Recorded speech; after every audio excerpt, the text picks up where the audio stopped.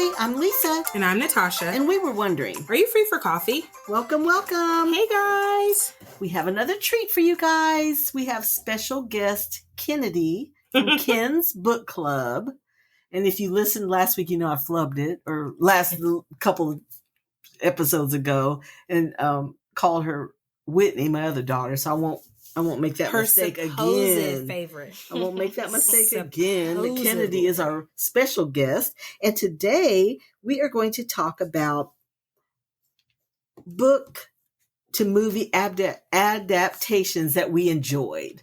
So think about some of y'all's favorite books that they turn into movies and you've actually enjoyed the movie. Or maybe you hated it. Or maybe you hated it. We'll talk about that too. But it's kind of fun. Mm-hmm. So I have one like favorite okay. Because I love what you're gonna say. I love Jane Austen, y'all. I just love Jane, beloved Jane. I just love Jane. And Pride and Prejudice, the one with Keira Knightley and Matthew do we both know what she was going to say? McFadden, who you guys probably know from Succession. Tom from Succession. But in Mr. Darcy? Mr. Darcy is Tom from Succession. Did you know that? He's so schmarmy and ratchet on Succession. I love how I don't know. But in this movie, in Pride and Prejudice, he's so dreamy and just the perfect Mr. Darcy. And it's just beautiful. And I love every single thing about it. Of course, there have been a ton of Pride and Prejudices. I did not so much enjoy the one with Colin Firth, which was a kind of a mini series, and it just didn't really do it for me. But is that your favorite Jane Austen book? It is. It is. And in fact, all the Jane Austen books to movies I enjoy. You know, that's my favorite because like Sense and Sensibility, there's a version with Hugh Grant and Emma Thompson, Kate Winslet. That's really good. But I really do love Jane. Another Jane Austen-esque, it's not, but Little Women. Yes. Oh, yeah. The newest one that we went to go see. Yes, we went to the movies to see that. It is. I didn't read the book, but that movie was really good. You didn't read Little Women? No. You didn't have to? I don't like classics. Oh, Kennedy. They're a bit boring for me. Oh. That's my jam. Historical fiction is my jam. But yes, that is very true to the book. Very true. And like beautifully done. Yeah, we love it. I cried during that movie. When? Oh my goodness. There's a part where the main girl is talking to the friend that's in love with her, Timothée Chalamet. Oh yeah. And she says something like, you know, I'm independent, like I don't need someone, but I'm so lonely. Oh. You remember that? No. Oh my. Well, I make such a fuss about women's rights, and I'm always saying, you know, talking down to my sisters of like, why do you care so much about family and getting a husband? And then she's like, while I don't need that, I'm also so lonely. And she starts crying.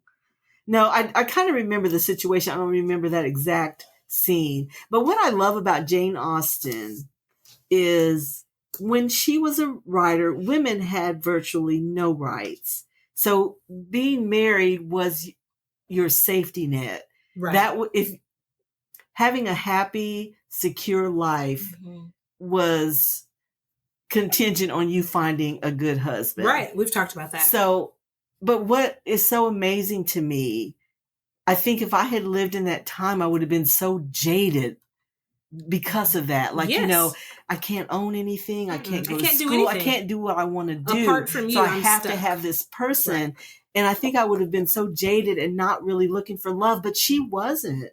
She still believed in love, even despite all of that. And I think that's what makes me love Jane Austen because I don't know that I could have done it. Right. You know, and so I just, every time I read her, I think about how difficult it would have been. Right. And yet she still believed in love. I don't think she found it in her own life, but in her heart, she just believed in it. Yeah. And that's so beautiful.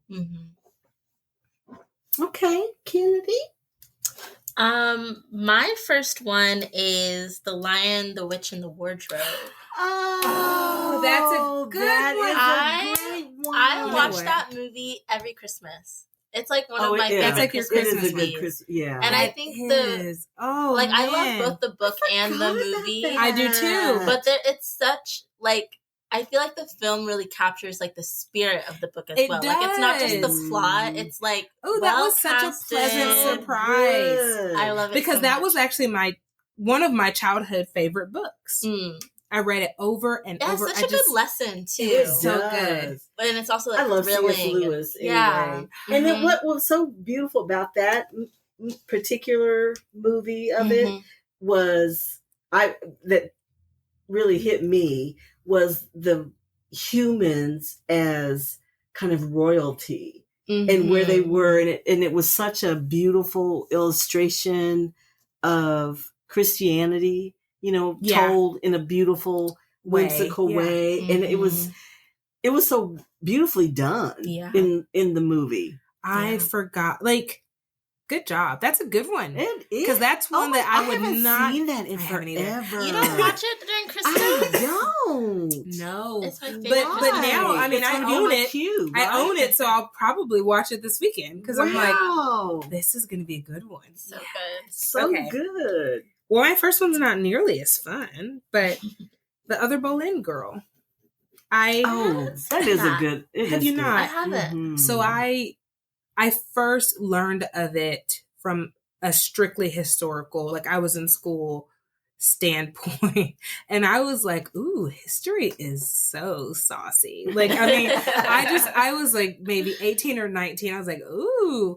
And so then I ended up reading the book, and I thought, you left out some cringy stuff. I get it. I mean, it a whole different world. Zero rights, zero anything. I mean, it's just a whole different world. But I like the book. And so I ended up watching it, and I was like, you all kind of did this justice. Like, there's some little historical points that they make. If you're a history nerd and you're like, ooh, I caught that, oh, that makes sense. Like, little stuff, like someone swerves a candle. Right. And no one would think about this, but the clothes were so flammable. And so she swerves, and it's like, and it's not a main thing, but it was like, that's so true, because people would get lit on fire, and there's no antibiotics, there's no anything. So they die. Yeah.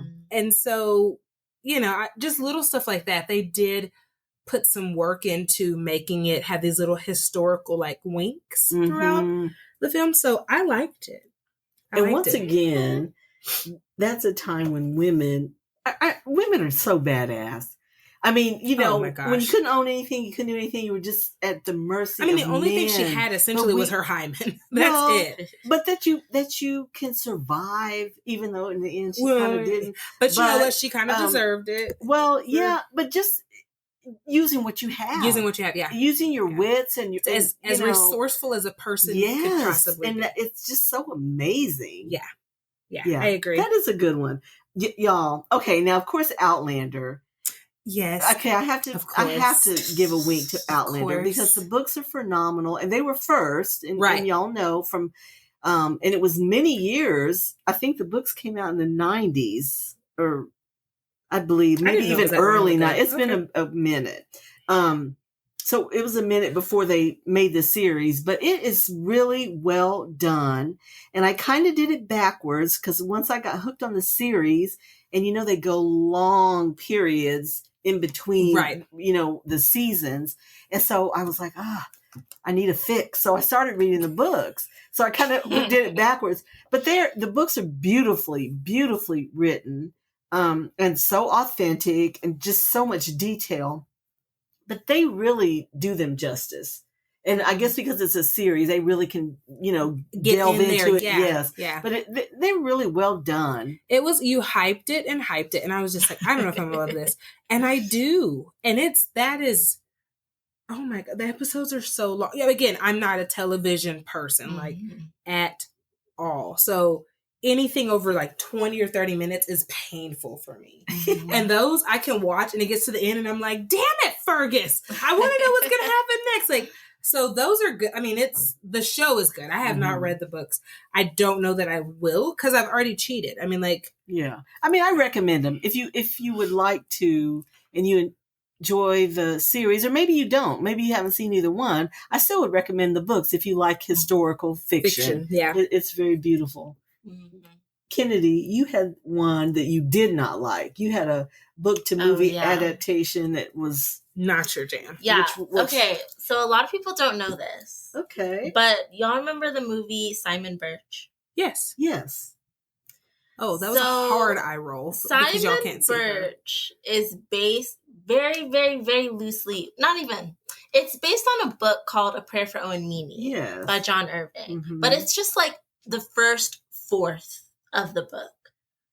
And it bothers me so much because that's one of my yeah. I guess I haven't read the book. So if you read the book, it's a pretty long, lengthy book, and I would liken it to like a Forrest Gump type novel. Okay. Like it takes you from childhood through their adulthood, and it's like this kind of outcast, odd character that ends up doing really amazing things against the odds, just because they're so kind and so like loving of other people in their community.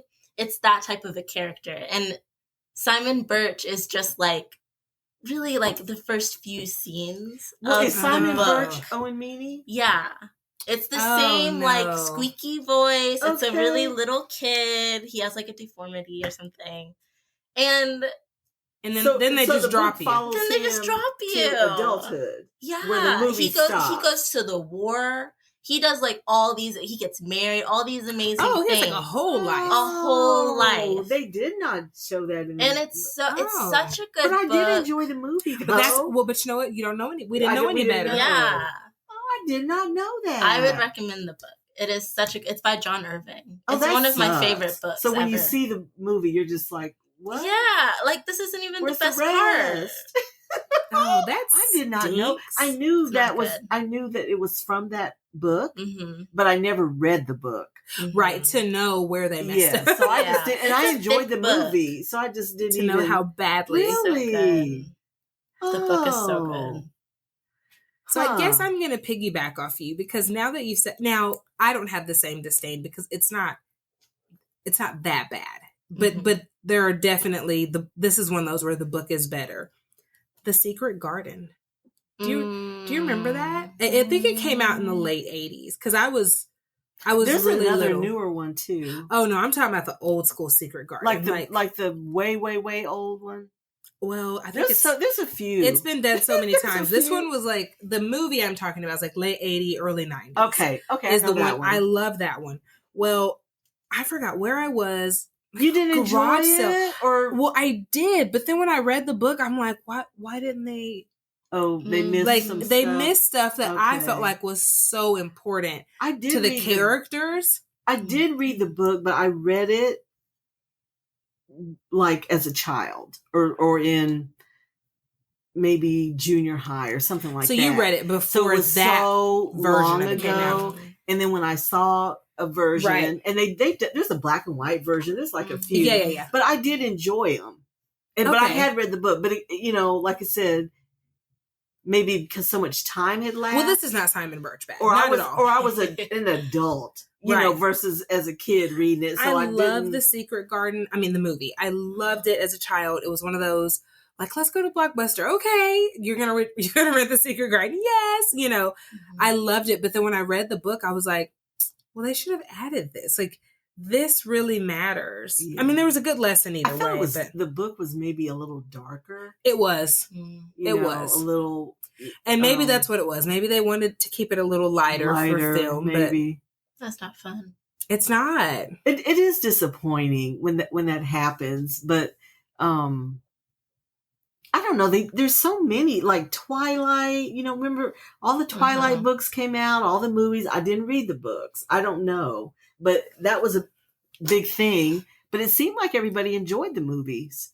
All the kids, because it was all young people. that were there, and they had read the book. So I mean, the movies are objectively bad, the Twilight movies, but it's also like a good bad movie. But aren't the books kind of like that? No, don't do that. Okay. Don't do that. The books are good. You think? Yes. That's what I've heard. Because I could not. But get I also into love Twilight. the movies for a very different reason. What is bad about them? What is it that you don't? Just the cheesiness. Well, the of it, first movie is blue. The filter that they put on it. Yes, the whole damn thing has that blue. Yeah, I don't know why they did that. But I guess the paleness. I don't know. And I'm a vampire girl, and I want to tell you, I've never watched Twilight. I think I watched like half of the first one with my sister, and I was like, "The fuck is this?" Well, like, the first one, we went to a midnight showing. You told me that with my son went with us, and he was praying that none of his friends saw him. So I had no reference. I hadn't read the books. I just saw the thing, and I mean, it was okay. I didn't even know what to expect, But it was funny during the pandemic. I watched all of them because I was like, I never saw the second one or right. So you didn't know what happened. So I just kind of binged them over a couple of days, and they were so weird. I was thinking, what is this? And Natasha knows I'm not a vampire loving person to begin with, even if you are. But it was just such a weird movie. It's better on the page. Maybe that's it. It's something you don't need to see it. You just need to let your imagination do what it's going to do. Like with Jacob falling in love with their daughter. Yeah. That was weird. But in the book, it made sense. It made so much sense while you're reading it. But, okay. In fairness, as I'm thinking, how weird is this? I didn't stop. I kept on. I went all the way to the end. It's like when you say something's nasty and you're like, but I'm still eating it. One more bite. Just see. But that's kind of how it was with that. But it was weird. There were parts of it that were kind of beautiful. And just, I don't know. The whole time I was thinking, I can't believe this was like a big hit. This was like a phenomenon. It really was. And I was like, it was just probably damn near really Harry Potter big. Yeah. Get it. Yeah. Maybe it was it Rob. Well, no, because the books, they don't know who is who. They don't know who's who. But I was thinking maybe Robert Pattinson, he was kind of a heartthrobby, teen. They each have their own life. Like the book was popular on its own. And then that's also true. Robert Pattinson. Because everyone's like, but you haven't read the books, you have to. And I can't bring myself to do it. They were into it. I think I loved it. That hits a certain age, a certain way. And it's good to you. You know what I mean? But if you are outside of that age, if I just run out of shit you read to it watch. Now, first you would enjoy it. I think I still like it. Okay. If I run out of stuff to watch during this little maternity break I'm on, then I'll do it. But I don't think so. You might enjoy it. I mean, or maybe read. Maybe I should read and not. Yeah, try reading it first. Okay, because I was like, why is this blue? What's this hue? Like, I really thought there was an issue, like, with the film. I was like, what's wrong with the color? Like, I remember stopping it, and I'm like, no, the TV's fine. Like, so this is what y'all did on purpose. The movements were so weird to me. So weird. Like, that was Vampire Diaries was better. Oh my gosh. Like, y'all, I just couldn't understand their movements and so fast, and it just, I don't know. They made some bad choices. Yeah. But also, and yet it was a hit. It was a hit. It was. Another thing with film adaptations, sometimes I get frustrated that people don't like the TV show or the movie, and it's only because they didn't read the book. I agree with that. They'll be like, "Oh, this is boring." Yeah, or they like, don't. They don't have the foundation. Yeah, or think that it's like bad acting when it's like, no, this is the character. The story. This is what the character does. I agree. And an example: Conversations with Friends on Hulu. Okay, here we go. Okay, if y'all, you guys can see the faces that I try. Okay, y'all, this book. Okay, in fairness, if you guys saw Normal People on Hulu or read the book, that was a phenomenon. Everybody loved it. It's kind of a coming of age love story, kind of, sort of trying to be a grown up type. I don't know. You're trying to sell it, and Kennedy's face is telling me. Kennedy, I think, enjoyed it too. I think I like Sally Rooney's writing. Okay, so we're in agreement on that. Yes. So Kennedy told me that she has another book, another show coming out. I did not read the book, and this was her first book. This was her debut. Conversations with Friends. So I've seen like 2 episodes, and it could have just been timing. No, you know how sometimes you start something and it's just, you just can't get into it, but you come back to it maybe. Yes. And you'll love it. Like I did with The Office. It might be like that. Right now, I'm not feeling it. Okay. I'm not feeling it. But Kennedy is raving about it. I love the book and I love the TV show. The TV show is just like the book, which is why I love it. Okay. But it is one, like, Sally Rooney is known for quote unquote boring books. Like, she doesn't do a lot of plot. It's a lot of just like really imperfect characters doing random shit. It's like Seinfeld books, but like emotional. Okay. And it's like a lot of, they were doing such. What? Such what? She gonna say weird. It was just too much. It was just too much for me. And at the time, the young college kids I understood, but then the older ones, I'm like, why would you get into this? They're only in their 30s. That's old enough to know better. That's what I think. But this is probably the one episode I wish was recorded, like, video recording, because the faces. I'm just sitting here, guys. I don't know who this author is. I just want to say this. I don't know what the show is. I mean, I have Hulu, so I'm going to obviously look this up, but I don't know anything about this. And this is like, I love it. It ain't nothing. Okay, I might hit it again, and it'll be different for me. You guys right are like now. People with chocolate. You either like chocolate or you do not like chocolate. And I'm one of those I don't like chocolate people. There's nothing you can do to convince me I love that it's good. I love the other one, so it might just been an off. When the timing was off, because I've done that with lots of things. Where you go back to it. Outlander, I do too. I tried it and I was like, what? What? And then, like, it was probably not year you, later. girl. Outlander's right under the and Bible for you, so I am shocked. So, I mean, it just could have been timing off. Maybe try. But, okay, y'all. Now, I don't think this was a book. I don't know. But I've just got a little plug for y'all. On Hulu, there is a new movie out called Good Luck, Leo Grand with Emma Thompson and Daryl McCormick. And you've seen him. He played on Peaky Blinders and Vikings, I believe. He's really dreamy. It's a serious movie with a few little funny parts, but it's an older widow that hires a sex worker, and they kind of develop a relationship, albeit not really romantic. It is sexual, but they have a relationship. But it is so good and so different than anything we've ever seen. And you fellow boomers out there, you will appreciate it because it is showing, I still say middle age, but we passed middle age, aren't we? Kennedy! It shows middle age and up sexuality. And so it's just a cool movie and a very different premise, and it's getting great reviews.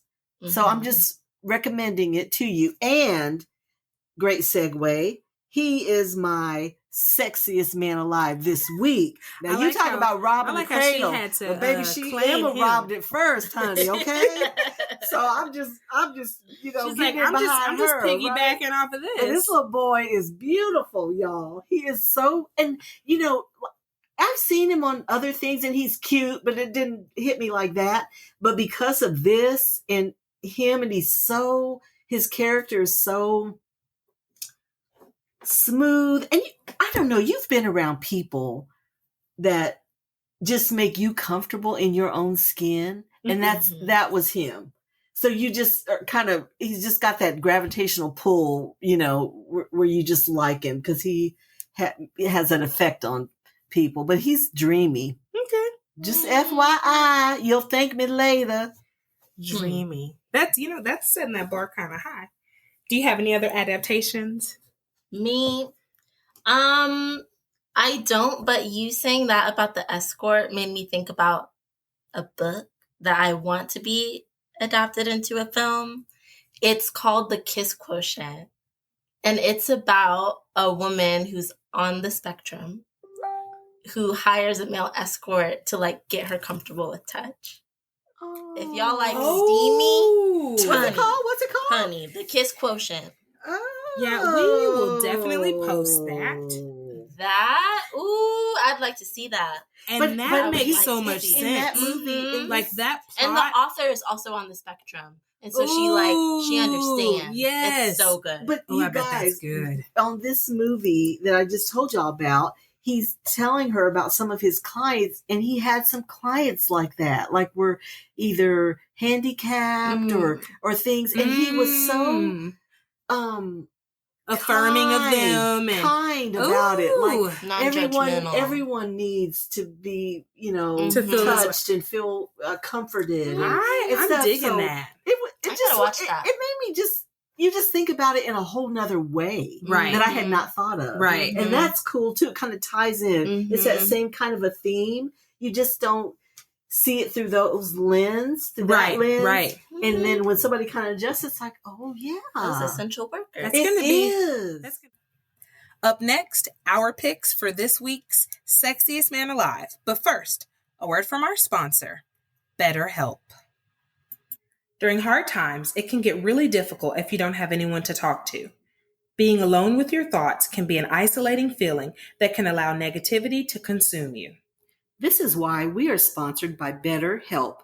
BetterHelp is customized online therapy that offers video, phone, and even live chat sessions with your therapist, so you don't have to see anyone on camera if you don't want to.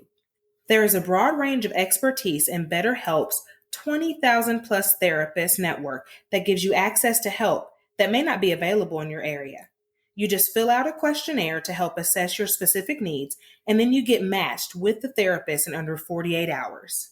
Then you schedule secure video and phone sessions. Plus, you can exchange unlimited messages, and everything you share is completely confidential. You can request a new therapist at no additional charge anytime. Join the 2 million plus people who have taken charge of their mental health with an experienced BetterHelp therapist. So many people use BetterHelp that they are currently recruiting additional therapists in all 50 states. Get 10% off your first month at betterhelp.com/free-for-coffee. That's betterhelp.com/free-for-coffee. Now, Sexiest Man, I did mine. Excuse us. You do it. Because you rushed. I'm sorry. Well, because I'm just going to put it in there since I'm telling you about it. So, mine has nothing to do with anything. That's okay. At all. Just, he is Adam Levine. Yes, ma'am. I like Adam Levine. We do too. Even though he's tinier than me. I still like Adam Levine. How can you tell? He looks tall. No, he doesn't. Does he? I think he's tall, but he's thin. Well, I mean, my husband is huge, y'all. I mean, so everyone seems small. But that's kind of your jam, tall, skinny. Tall, and my husband used to be tall and skinny. And tatted. So this, but he's married and happy, so now he's tall and not as skinny. Okay. So Adam Levine looks tall to me, but he's thin. But he does look tall. I have to look this up now. I want to know how tall he is. I mean, he looks it on TV. Because his wife is a supermodel too. And you know what? And they're usually tall. Yeah. Okay, so that's fair. I'm with you, man. Mm-hmm. He seems so small. Mm-hmm. Anyway, she got a type, y'all. He's fine either way. Tall, skinny, tatted up. Yeah, that's true. He's only 6 foot. He's not that tall. That's not tall. But that's not tall little to me. You think so? No, that's not a little man. No. 5'8". Yeah. 5'8" is kind of small. Huh. Too small to ride this ride. But.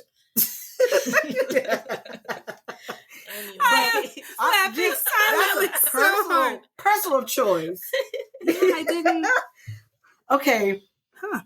Kennedy. Mine is an older man? Ooh, could we trade? We're listening. Not that she's like not that old. Bradley Whitford. Who the hell is that? Oh, from He's in Handmaid's Tale. He's also in like The West Wing. Yes. Yeah. Oh my gosh.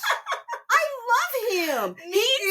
I wish y'all could see the jealousy. That is here. my age. distinguished I wish y'all could see the man. jealousy. But you know what? She's like, no, give him to me. I'm like, no, you're not trading. Wait, even in his younger days, he was cute and he has an intellectual quality about him. Yes. That is very sexy. You know, that's my jam. I don't watch Smart, TV. I have no idea. Smart, show you nerdy this. guys. I'm so sorry, Kennedy, guys. you're in my lane. You just TV. came over. No, This is him no, now. that's- Oh, girl, I've seen him. He is cute. He's cute. No take backs, Lisa. Okay, I'm not taking it back. I'm just saying. Well, no, you're not we taking could him. have traded, you know. To keep it age I appropriate. like that. Wait, He y'all. is cute. I'm so if y'all can see my mouth open, Kennedy just crossed into my lane No. and got my nerdy, smart guy. Like okay. just completely. But you know what? True to her nature, next week she's going to be crushing on someone else. I might pick And him then up. Right? Okay, now when he comes up again, don't say nothing. So in y'all. November, That's my business. when he's there again, we know why. Okay. We know why he makes it. It's my business. Okay, loves. Thank you for pulling up a chair and joining us for coffee. Please subscribe to Are You Free for Coffee podcast wherever you are listening. We hope that you enjoyed today's episode and find joy in the little things. Until next time.